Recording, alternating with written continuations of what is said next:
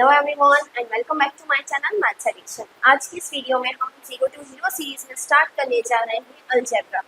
Okay, algebra क्या होता है बिल्कुल बेसिक से आज हम स्टार्ट करने वाले हैं। अलजेब्रा अगर हम बात करें तो ये बहुत ही लेंथी टॉपिक है। अगर आप क्लासेस की बात करें तो 5th-6th क्लास से ये आपका स्टार्ट हो जाता है और ये फिर आगे चलता ही जाता है अलजेब्रा। देन उसके बाद पॉलिनोमियल्स, फिर पॉलिनोमियल्स के बहुत सारे टाइप, ये सारी चीज़ें इसमें आ जाती हैं। तो अगर आप अलजेब्रा एक बहुत इम्पॉर्टेंट और बहुत बड़ी फील्ड है मैथमेटिक्स की। सो अगर आपको नहीं आता है बिल्कुल बेसिक से तो आज हम स्टार्ट करने वाले हैं। आप पूरी वीडियो देख सकते हैं। 3 पार्ट्स में मेनली मैंने इसको डिवाइड करके रखा है। फर्स्ट पार्ट में हम देखेंगे अलजेब्रा क्या होता है, expression, equation, terms, constant, variables, coefficient, like unlike terms, monomial, binomial, trinomial, ये सब क्या होते हैं, पॉलिनोमियल्स क्या होते हैं, सारी चीज़ें हम पढ़ने वाली हैं। पार्ट 2 में इनका एडिशन, सब्ट्रैक्शन, मल्टीप्लिकेशन, डिवीजन, जिसमें बच्चे बहुत कंफ्यूज रहते हैं। मान लीजिए 2x प्लस 3x लिखा है तो क्या होगा, या 2x स्क्वायर प्लस 3x लिखा है तो ये कैसे सॉल्व होगा। ठीक है, इस सारी चीज़ों में बच्चे बहुत कंफ्यूज रहते हैं। तो ये सारी चीज़ें हम पार्ट 2 में देखेंगे। पार्ट 3 में हम अलजेब्रिक आइडेंटिटीज देखेंगे और इसका फैक्टराइजेशन भी देखेंगे कि अलजेब्रा को फैक्टराइज हम कैसे करते हैं। ठीक है, इसी के बाद जब ये पार्ट 3 कंप्लीट हो जाएगा तो हमारा नेक्स्ट जो इसी से रिलेटेड टॉपिक है पॉलिनोमियल, वो स्टार्ट हो जाएगा। सो प्लीज़ आप इस वीडियो को कंप्लीट देखें और ताकि आपको जो आगे के जो चैप्टर्स हैं, अगर हायर क्लासेस में आप जाएंगे तो उसमें आपके लिए बहुत हेल्पफुल रहने वाला है। सो सबसे पहले हम देखेंगे कि अलजेब्रा होता क्या है। ठीक है, एग्जाम्पल की तरह समझेंगे हम। मान लीजिए मैं आपसे कहूँ इस तरह से कुछ नंबर लिखा हो, ठीक है, तो इसका मतलब क्या है, 2 में क्या प्लस करा जाए कि 5 आए, है ना। क्वेश्चन तो यही हुआ कि 2 में हम ऐसा क्या प्लस करेंगे कि 5 आएगा।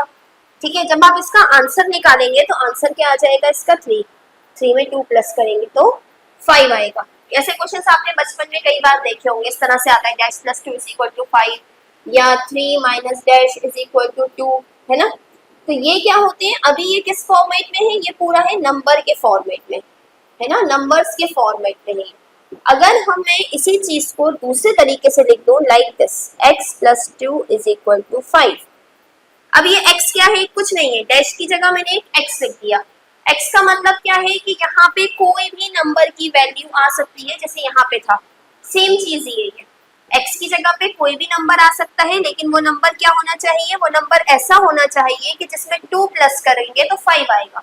आंसर यहाँ पे भी 3 आएगा।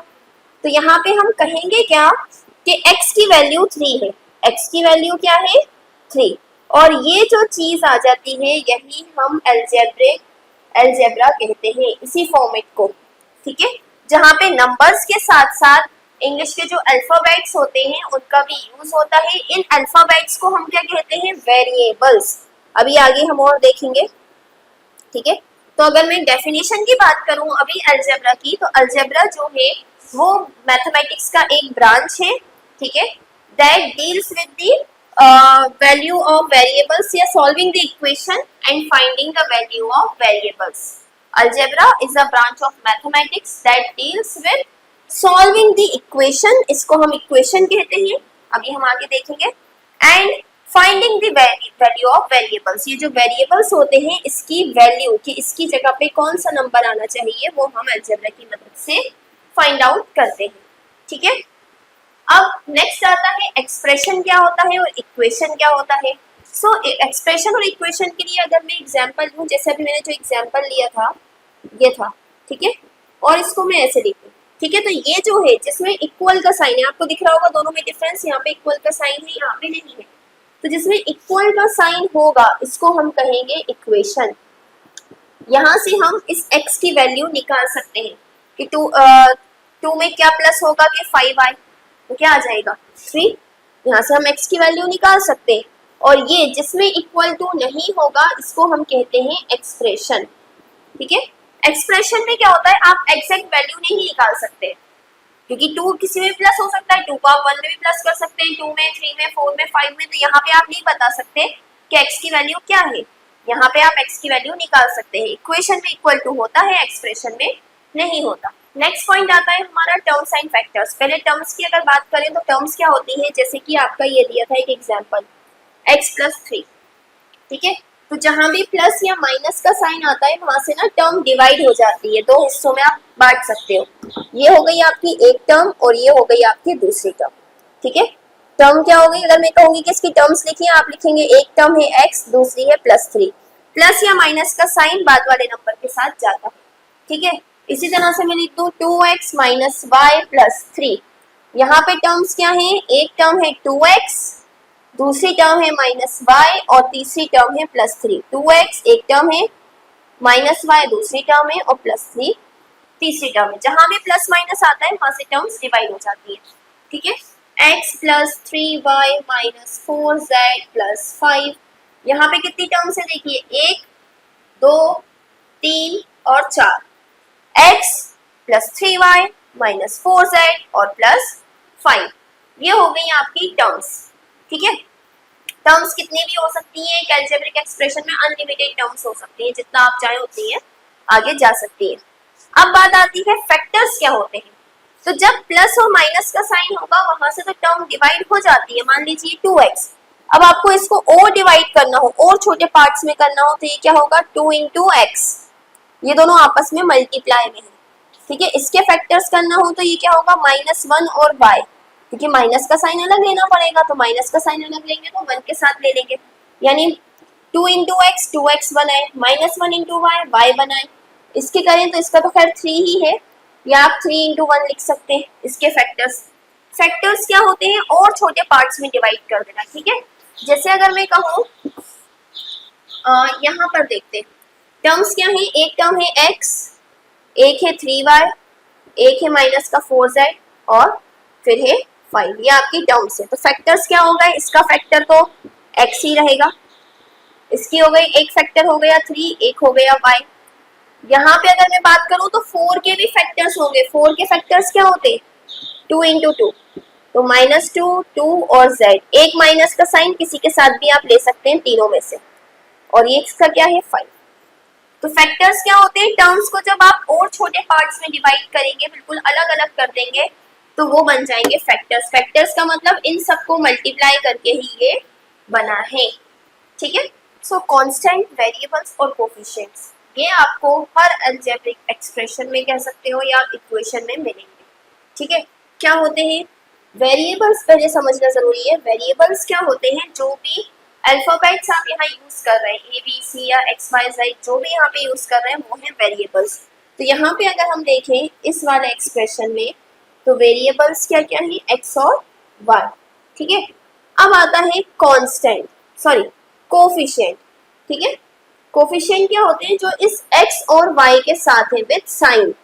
ठीक है, माइनस का साइन है तो हम साइन भी लगाएंगे। कोफिशिएंट क्या होते हैं, जो x और y के साथ होते हैं। तो x का कोफिशिएंट अलग होगा, कोफिशिएंट ऑफ x और कोफिशिएंट ऑफ y। तो x का कोफिशिएंट यहाँ क्या है 3। ठीक है, माइनस का साइन नहीं है तो आप प्लस लगा सकते हैं, नहीं भी लगाएंगे तो चलेगा, बट माइनस का साइन लगाना यहाँ जरूरी है। और y का कोफिशिएंट क्या है 4। इसके बाद अब देखिए 3 हो गया, कोफिशिएंट x हो गया, वेरिएबल ये हो गया, कोफिशिएंट ये हो गया, वेरिएबल। अब ये क्या है, जिसके साथ x y कोई भी वेरिएबल नहीं है, तो वो टर्म जिसके साथ कोई भी वेरिएबल नहीं होगा उसे हम कहते हैं कांस्टेंट। माइनस का साइन हो, सेम प्रोसेस, माइनस का साइन हो तो हम साइन भी लेके चलेंगे। तो वेरिएबल्स हो गए x y, कोफिशिएंट x का है +3, y का है +4, कांस्टेंट है +5। इसी तरह से अगर एक और एग्जांपल ले,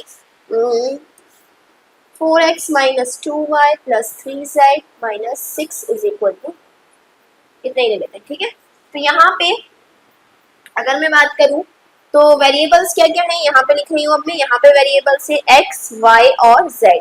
ठीक है, कोफिशिएंट क्या है, x का कोफिशिएंट है 4, y का कोफिशिएंट है -2। ठीक है, और z का कोफिशिएंट है 3। ठीक है, कांस्टेंट क्या है, यहाँ पे कांस्टेंट है -6। क्लियर, ये हो गए कोफिशिएंट, ये हो गए वेरिएबल्स और ये हो गए कांस्टेंट। तो हर एक्सप्रेशन में या हर इक्वेशन में आपको अलजेब्रा की जब हम बात करेंगे तो आपको वेरिएबल्स भी मिलेंगे। अब next is like and unlike terms. जब आपको एडिशन सब्ट्रैक्शन वगैरह करना होता है उसके लिए आपको ये पता होना बहुत जरूरी है कि लाइक टर्म्स क्या होती है और अनलाइक टर्म्स क्या होती है। ठीक है, जैसे कि अगर आपको एक एक्सप्रेशन दिया है 3x + 5y = 3, तो यहाँ पे टर्म्स तो आपको पता चल गई कि ये एक टर्म है, ये दूसरी टर्म है, ये तीसरी टर्म है। यानी एक टर्म हो गई 3x, दूसरी हो गई 5y और तीसरी हो गई 3। तो ये तीनों ही अनलाइक टर्म्स है। यहाँ पे लाइक टर्म कोई सी नहीं है। लाइक टर्म क्या होती है? जिसमें अगर इसमें x है तो दूसरे में भी x हो, y है तो y हो, ठीक है। वेरिएबल जिसके सेम होंगे। अगर मैं बात करूं जैसे ऐसा लिखा हो 3x + 5x + 2x + 5y + 3, ठीक है। टर्म्स अगर बात करें ऐसी लिखिए, ये सब टर्म्स लिखिए। तो यहाँ पे लाइक कौन सी होगी? 3x, 5x और 2x, ये तीनों लाइक टर्म्स हैं क्योंकि इन तीनों में x आ रहा है, इसमें y आ रहा है, ये लाइक टर्म्स नहीं है और ये भी किसी की लाइक टर्म नहीं। अगर बहुत सारे दे दें आपको 3x, 5xy, 6y, 3xy, 2x, 9y, 8xy, ठीक है। इस तरह से आपको दे दिया और आपसे कहा लाइक टर्म्स अलग अलग करिए। तो देखिए यहाँ पे मतलब आपको ग्रुप करना पड़ेगा। x इसमें x है, इसमें x तो है लेकिन साथ में y भी है, तो ये इधर के लाइक में नहीं आएगा, ठीक है। इस लाइक में क्या है? 3x जिसमें सिर्फ x हो और 2x, ये हो गई लाइक टर्म्स। उसके बाद xy इसमें भी है, इसमें भी है और इसमें भी है, यानी 5xy, 3xy और 8xy, ये तीनों लाइक हैं आपस में, ठीक है।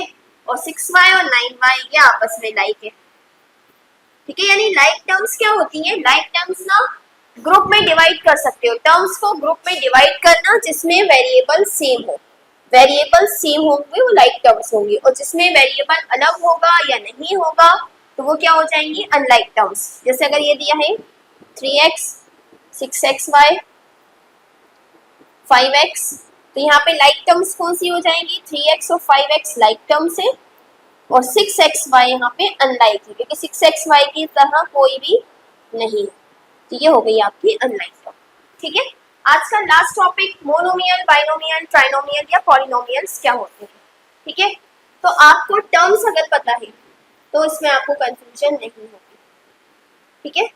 सीधी सी बात है, जब एक टर्म होगी किसी भी एक्सप्रेशन में, अगर एक टर्म है तो वो है मोनोमियल, दो टर्म है तो बाइनोमियल, तीन टर्म है तो ट्राइनोमियल,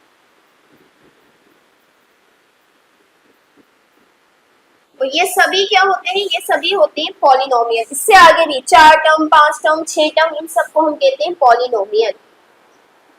पॉलिनोमियल मतलब कितनी भी टर्म हो सकती है, इसमें 1 2 3 4 5 6 7 8 9 10 11 12 कितनी भी हो जाएंगी, एनी नंबर ऑफ टर्म्स, ये सब क्या है? पॉलिनोमियल्स। और एक टर्म होगी तो मोनोमियल। एग्जांपल इसका x लिख लिया, 3x, 5y, ये सब क्या है? अलग अलग मोनोमियल है। बाइनोमियल का मैं कहूँ x + 3, 2 टर्म्स हो गई, या फिर y + 5, यहाँ पे 2 टर्म होगी, 2y + 5। तीन टर्म का कहूँ 3x + 5y + 4, 3 टर्म हो गई, ठीक है। 5x + 3z + 2y, 3 टर्म हो गई। 5x + 5y + 2, इसमें भी 3 टर्म्स हो गई, ठीक है। तो जहां भी 1 2 3 3 टर्म्स होंगे तो ट्राइनोमियल, 2 होगी तो बाइनोमियल, 1 होगी तो मोनोमियल, और इन सभी को हम कहते हैं पॉलिनोमियल्स, ठीक है। तो आज की वीडियो में हमने सारा थ्योरी वाला पार्ट कर लिया जिसमें सारी डेफिनेशन, सारी टर्म्स आपको समझ में आ गई, ठीक है। किस वर्ड का मीनिंग क्या होता है अलजेब्रा में।